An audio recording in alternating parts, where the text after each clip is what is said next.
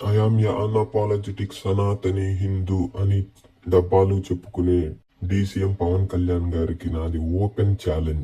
మీరు నిజంగా సనాతన ధర్మాన్ని పట్ల అంకిత భావం ఉండి మీకు సనాతన ధర్మం మీద కొంచెం అవగాహన ఉంది అని నిరూపించుకోవటానికి నేను అడిగే 3 బేసిక్ క్వశ్చన్స్ కి సమాధానం మీరు చెప్పాలి. 1, మహాభారతంలో ఎన్ని పర్వాలు ఉన్నాయి, ఆ పర్వాల పేర్లేంటి? 2, భగవద్గీతలో ఎన్ని అధ్యాయాలు ఉన్నాయి, ఆ అధ్యాయాల పేర్లేంటి? 3, అష్టాదశ శక్తి పీఠాలు ఉన్నాయి కదా, అవి ఎన్ని, అవి ఎక్కడ ఉన్నాయి, ఆ అమ్మవార్ల పేర్లు, అష్టాదశ శక్తి పీఠాల పేర్లు చెప్పగలరా?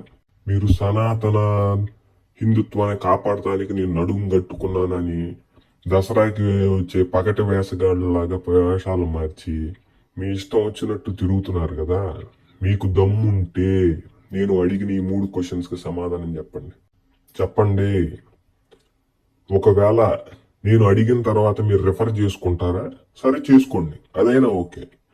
మీరు రిఫర్ చేసుకుంటారు, బట్టి పెడతారు, నాకు అనవసరం.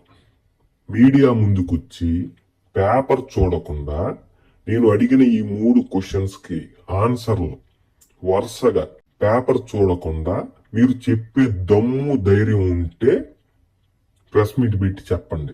ఆ తర్వాతే మీరు సనాతన ధర్మం గురించి మాట్లాడాలి. ఛాలెంజ్. ఒక సామాన్య ఓటర్గా, ఒక హిందుత్వాన్ని నమ్మేవాడిగా నేను మీకు సవాల్ విసురుతున్నాను. ఇవి చాలా సింపుల్ బేసిక్ క్వశ్చన్స్ నేను అడిగింది. పెద్ద కాంప్లికేటెడ్ క్వశ్చన్స్ కాదు. మీకు దమ్ముంటే చెప్పండి. ఆంధ్రప్రదేశ్ మీడియా వాళ్ళకు కూడా నేను ఒకటి చెప్తున్నాను. ఈ సనాతన హిందూ ధర్మ పరిరక్షకుడిగా అంటూ ఈ మీటింగులు పెడతారు కదా, ప్రతి మీటింగ్ లోనూ మీరు బేసిక్ క్వశ్చన్స్ అడగండి. సనాతన ధర్మానికి సంబంధించి గాని, మన హిందూ దేవతల గురించి గాని, వీటి గురించి బేసిక్ క్వశ్చన్స్ అడగండి. ఇతను గారు ఎంత మాత్రం చెబుతారో చూద్దాం. ఎలా అడుగుతారంటే సింపుల్. మనకు ఉన్న జ్యోతిర్లింగాలు ఎన్ని ఉన్నాయి, అవి ఎక్కడ ఉన్నాయి, వాటి పేర్లు ఏందో అడగండి.